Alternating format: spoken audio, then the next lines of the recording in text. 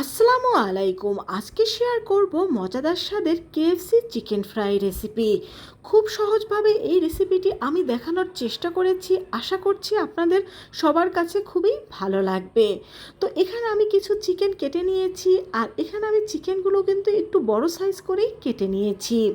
এখন চিকেনগুলো আমি একটা চপিং বোর্ডে নিয়ে নিচ্ছি, আর এই চিকেনগুলোকে আমি একটা ছুরির সাহায্যে এই চিকেনগুলো হালকাভাবে কিছুটা কেটে নেব। আর কিভাবে কেটে নেব তোমাদের দেখিয়ে দিচ্ছি। দেখো, এইভাবে করে একটু কেটে নেব।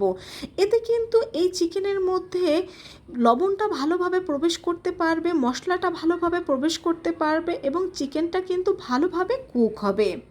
তো প্রত্যেকটা চিকেনেই কিন্তু এরকমভাবে আমি হালকাভাবে কেটে নেব। তো সব চিকেনগুলোর গায়ে আমরা অল্প অল্প করে এভাবে করে কেটে নিয়েছি। এখন একটা বাটিতে আমি পানি নিয়ে নিয়েছি। এখন এই পানির মধ্যে আমি দিয়ে দিচ্ছি 1 চা চামচ পরিমাণ লবণ। তো লবণটাকে পানির সাথে মিশিয়ে এর মধ্যে আমি চিকেনগুলো দিয়ে দেব। আর এই লবণ পানিতে এই চিকেনগুলোকে আমি 10 থেকে 15 মিনিটের জন্য ভিজিয়ে রাখবো। আর এখানে আমি একটা মশলা তৈরি করে নিচ্ছি। দিয়ে দিচ্ছি 1 চা চামচ লাল মরিচের গুঁড়ো, 1 চা চামচ আদা বাটা, 1 চা চামচ রসুন বাটা, 1 চা চামচ কাবাব মশলা। এই কাবাব মশলাটা চাইলে আপনারা স্কিপও করতে পারেন, তবে এটা দিলে টেস্ট ভালো আসবে। দিয়ে দিয়েছি সামান্য গোলমরিচের গুঁড়ো ও 1 চিমটির মতো গরম মশলা গুঁড়ো। দিয়ে দিচ্ছি সামান্য অরগ্যানো, আর দিয়ে দেব 1.5 টেবিল চামচের মতো রেগুলার সয়াবিন তেল। আজকের এই কেএফসি চিকেন ফ্রাইটা আমি ঘরোয়াভাবে রেস্টুরেন্ট স্টাইলে করে নেওয়ার চেষ্টা করেছি। তো দিয়ে দিয়েছি স্বাদ মতো লবণ। এখন এটাকে আমরা মিক্সড করে নিচ্ছি। এখন এর মধ্যে আমরা আরও দিয়ে দেব 1 চা চামচ পরিমাণ সয়া সস ও 1 চা চামচ পরিমাণ টমেটো সস। এ দুটোকেও এই মশলার সাথে আমরা ভালোভাবে মিশিয়ে নেব। তো মশলাটা ভালোভাবে মিশিয়ে নেওয়ার পর এখন যে লবণ পানির মধ্যে আমরা চিকেনটাকে ভিজিয়ে রেখেছিলাম, সেই লবণ পানি থেকে চিকেনগুলোর পানিটা ভালোভাবে চেপে চেপে ঝরিয়ে এই মশলার মধ্যে আমরা দিয়ে দেব।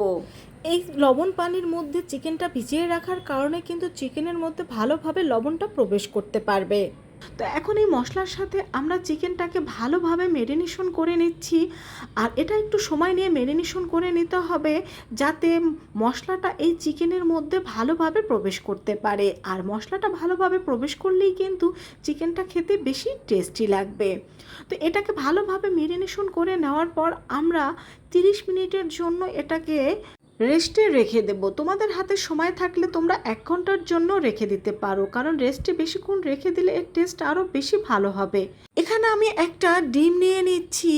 আমরা এই চিকেন ফ্রাইটাকে 2বার কোটিং করব। তো প্রথমবার কোটিং করার জন্য এখানে আমরা ডিম নিয়ে নিয়েছি। তার মধ্যে দিয়ে দিচ্ছি 1 চিমটি লবণ ও সামান্য গোলমরিচের গুঁড়ো, আর দিয়ে দিচ্ছি 2 টেবিল চামচ পরিমাণ ময়দা। এখানে ময়দার পরিবর্তে আটাও দেওয়া যাবে। এখন ডিমের সাথে ময়দাটাকে ভালোভাবে আমরা মিশিয়ে নেব, তবে এর মধ্যে যেন কোনো দলাভাব না থাকে, ঠিক এইভাবে করে এটাকে মিশিয়ে নিতে হবে। আর এখানে দ্বিতীয়বার কোটিং করার জন্য নিয়ে নিয়েছি 1.5 কাপ পরিমাণ ময়দা। আর এই ময়দার মধ্যে আমি দিয়ে দেব 1/2 চা চামচ আদা বাটা, 1/2 চা চামচ রসুন বাটা, দিয়ে দেব 1/2 চা চামচের মতো অরিগ্যানো ও 1/2 চা চামচের মতো গোলমরিচ গুঁড়ো। এখন এই সব উপকরণগুলো আমি এই ময়দার সাথে ভালোভাবে মিশিয়ে নেব। এখানে আদা রসুন বাটার পরিবর্তে তোমরা কিন্তু আদা রসুনের গুঁড়াটাও ব্যবহার করতে পারো। আদা রসুনের গুঁড়াটা কিন্তু বাজারে কিনতেও পাওয়া যায়। তো সব কিছু ভালোভাবে আমি হাত দিয়ে মিশিয়ে নিচ্ছি। যেহেতু এখানে আদা বাটা ও রসুন বাটা আমি দিয়ে দিয়েছি, এটা ভালোভাবে এই ময়দার সাথে মিশিয়ে নিতে হবে। তো মিশিয়ে নেওয়ার পর এখন 30 মিনিট পরে এই চিকেনটাকে আমরা এর সাথে ভালোভাবে কোট করে নেব।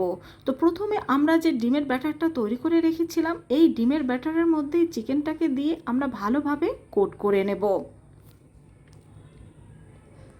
তো এটার গায়ে আমি ভালোভাবে ব্যাটারটা লাগিয়ে নিচ্ছি। ভালোভাবে ব্যাটারটা লাগিয়ে নেওয়ার পর এখন এটাকে আমরা দ্বিতীয় ধাপে কোট করে নেব। আর এইভাবে এটাকে কিন্তু কোট করা খুবই জরুরি। এইভাবে কোট করলে এই কেএফসি চিকেন ফ্রাইটা কিন্তু পারফেক্ট হবে। তো এখন এই ময়দার সাথে প্রথমে আমরা হালকাভাবে এই চিকেনটাকে মিশিয়ে নেব। প্রথমে ময়দার মধ্যে হালকাভাবে এটাকে গড়িয়ে নেওয়ার পরে পরে আমরা এটার গায়ে ভালোভাবে চেপে চেপে এই ময়দাটাকে লাগিয়ে নেব। তো বন্ধুরা, এই কোডিংটা তোমরা ভালোভাবে লক্ষ্য করে নিও। এই কোডিংটার কারণেই কিন্তু এই কেএফসিটা বেশি পারফেক্ট হবে। তো হালকাভাবে মিশিয়ে নেওয়ার পর এখন এটাকে আমি হাত দিয়ে দেখো এইভাবে করে চেপে চেপে এর গায়ে এই ময়দাটা ভালোভাবে লাগিয়ে নেব। আর প্রত্যেকটা চিকেনে কিন্তু আমি সেম একই প্রসেসে কোডিং করে নেব। তো আমাদের একটা চিকেন ফ্রাই কিন্তু এখানে কোডিং হয়ে গিয়েছে। এখন এটাকে তেলের মধ্যে দেওয়ার আগে এর গায়ে যে এক্সট্রা ময়দাটা রয়েছে সেটা ঝেড়ে নেব। এখন গরম তেলের মধ্যে একটা একটা করে এই চিকেন ফ্রাইটা আমরা দিয়ে দেব। আর একসাথে অনেকগুলো না দিয়ে এখানে আমি একসাথে দুটো দুটো করে এই চিকেন ফ্রাইগুলো ভেজে নেব। তো তেলটাকে ভালোভাবে গরম করে নেওয়ার পর এই চুলার হিটটা আমরা মিডিয়াম টু লো হিটে করে দেব। আর মিডিয়াম টু লো হিটে করে দিয়ে এটাকে আমরা ভেজে নেব। এতে কিন্তু এটা উপরের অংশটা খুবই ক্রিস্পি হবে এবং ভিতরটাও পারফেক্টভাবে কুক হবে। তো এখন এই চিকেন ফ্রাইটাকে আমি উল্টে দিচ্ছি। এই চিকেন ফ্রাইটা কিন্তু আমরা 2-3 বার উল্টে পাল্টে ভালোভাবে ফ্রাই করে নেব। তো প্রথমবার আমি এটাকে উল্টে দিচ্ছি আর খুব সাবধানে আস্তে করে উল্টে দিতে হবে যাতে এর ওপরের অংশগুলো ভেঙে না যায়। তো এটাকে আরও একবার আমি উল্টে দিচ্ছি। এভাবে 3 থেকে 4 বার উল্টে পাল্টে এই চিকেনগুলোকে কিন্তু আমি পারফেক্টভাবে ভেজে নিয়েছি। তো আমাদের চিকেনগুলো কিন্তু প্রায় ভাজা হয়ে গিয়েছে। এখন এই চিকেনগুলো ভালোভাবে ভাজা হওয়ার পরে এটাকে আমরা একটা একটা করে তুলে নিচ্ছি। আর একই প্রসেসে কিন্তু আমি সবগুলো চিকেন ভেজে নেব। তো সবগুলো চিকেনে কিন্তু এখানে আমাদের ভেজে নেওয়া হয়ে গিয়েছে। আর বন্ধুরা, দেখতেই পাচ্ছ কতটা পারফেক্টভাবে আমাদের এই কেএফসি চিকেন ফ্রাইগুলো তৈরি হয়েছে। তোমরাও কিন্তু এই রেসিপিটা ফলো করে এইভাবে বাসায় এই চিকেন ফ্রাইটা তৈরি করে নিতে পারো। আর এই কেএফসি চিকেন ফ্রাইটা কিন্তু রেস্টুরেন্টের কেএফসি চিকেন ফ্রাইয়ের চাইতে স্বাদ কোনো অংশে কম নয়। তো কাছ থেকে দেখিয়ে দিচ্ছি, দেখো কতটা পারফেক্ট হয়েছে। আর এগুলোর প্রত্যেকটা অংশ কিন্তু দারুণ মুচমুচে ছিল। আর ভেতরটা কতটা পারফেক্ট হয়েছে সেটাও দেখিয়ে দিচ্ছি। তো বন্ধুরা, ভালো লাগলে কমেন্ট করে জানাবে, বন্ধুদের সাথে শেয়ার করবে। সবাই ভালো থেকো। আল্লাহ হাফেজ।